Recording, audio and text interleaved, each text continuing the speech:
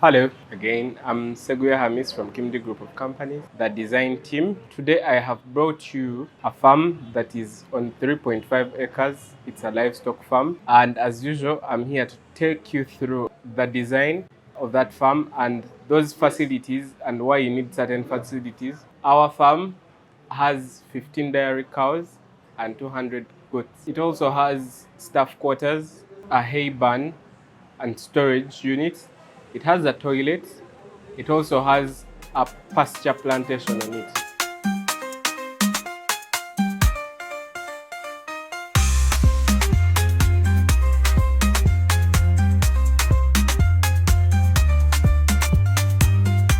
Let's start with the 200 goats. These goats are on zero grazing, and most of you do not know why zero grazing is becoming commonly practiced method of grazing animals. Now you find that as compared to free range grazing, zero grazing, besides being very economic on space, it also has so many advantages compared to free range grazing. Zero grazing, for starters, about the economic part of it, you find that you can feed up to 50 goats on 1 acre of land using 1 acre of pastures, while the same 1 acre of land can only take 20 goats on free range grazing. So you find that 50 goats on zero grazing versus 20 goats on the same amount of land. You find that someone on zero grazing has a lot more than you who is on free range.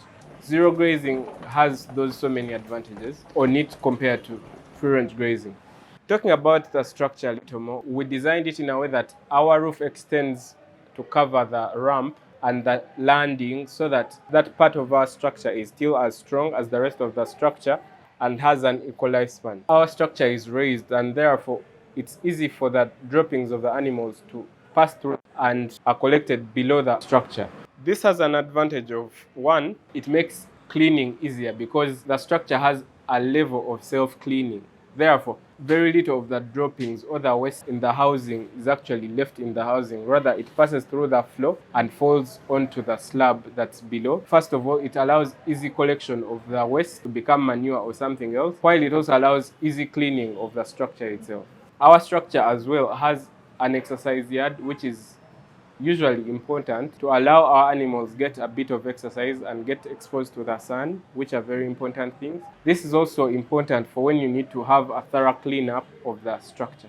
The shed is partitioned. These partitions are essentially important to avoid a few risks among animals. You find that we have partition for pregnant mothers, a partition for mothers that have just given birth, partition for back. You can also have a partition that is for isolation. Partitioning it and separating pregnant goats from the rest of the flock is essentially to cut back on the stress the animal gets because it still feeds the same way it could feed without having to be competitive with other animals, and then also removing the risks of those rough animals hitting on that animal, which could lead to a miscarriage. Then for the mothers, usually after they've given birth, those goats tend to be weak and even their kids are weak. So you find that for the kids, you've removed the risk of them being stepped on by other goats, while for the mothers, you find that they are still given enough space to feed in their partition, allowing for them to even have enough eating space and all that. The isolation can be for maybe you have a sick animal that is not contagious, so it can still be in the same shed, but then in a separate space, while that for bucks is usually for the buck to have enough space for itself and sometimes for controlled breeding. So that is why we have these partitions. Let's talk about the cow structure.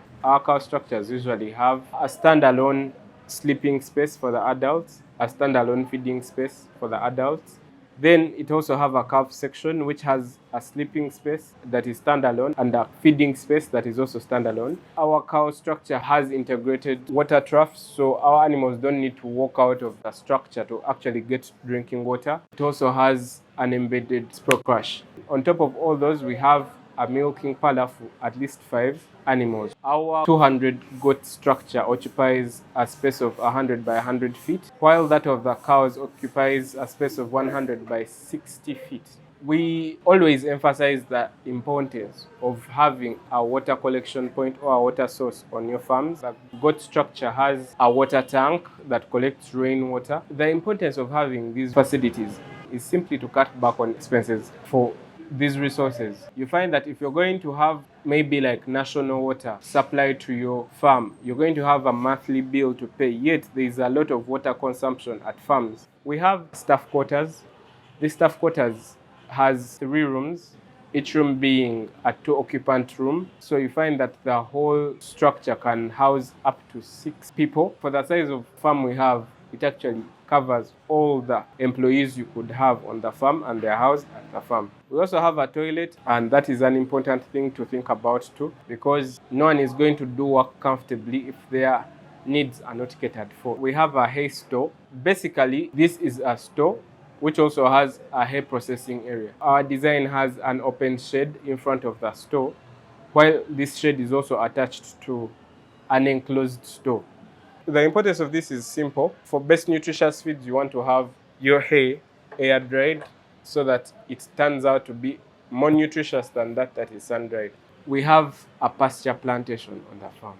We have fences. Our particular farm here is having a natural fence. The importance of doing this is quite obvious. Basically, to increase security around your farm. We have a tree line along our boundaries of the farm in this particular case. Some of you look at trees and you see opportunities for charcoal, for example. You could burn them down for charcoal, you could cut them down for timber. But then trees are also an important thing to have around the farm, especially if they are well placed. These trees in very hot seasons act as cooling agents, like they hold wind in place. That way, you'll find that these trees cool your farm.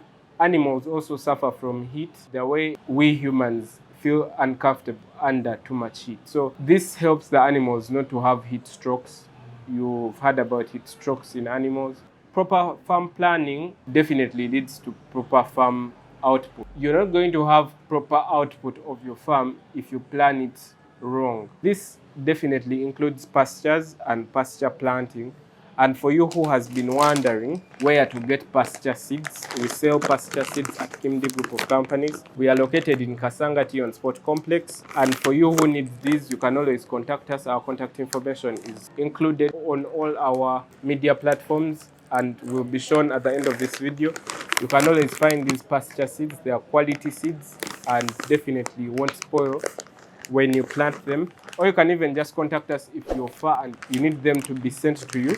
Those can be arranged. And what you see here are some of the products of proper farm planning. These are local eggs that are also sold at our offices. And these are not your usual yellow yolk local eggs, but better ones. For you who is also interested in purchasing some of these, you can always reach out and we can figure out how to get them to you. So I encourage you to watch our other videos for those that are first-time watchers, and subscribe for more educated farm strategies and farm planning. Thank you for watching us. God bless you. Till next time.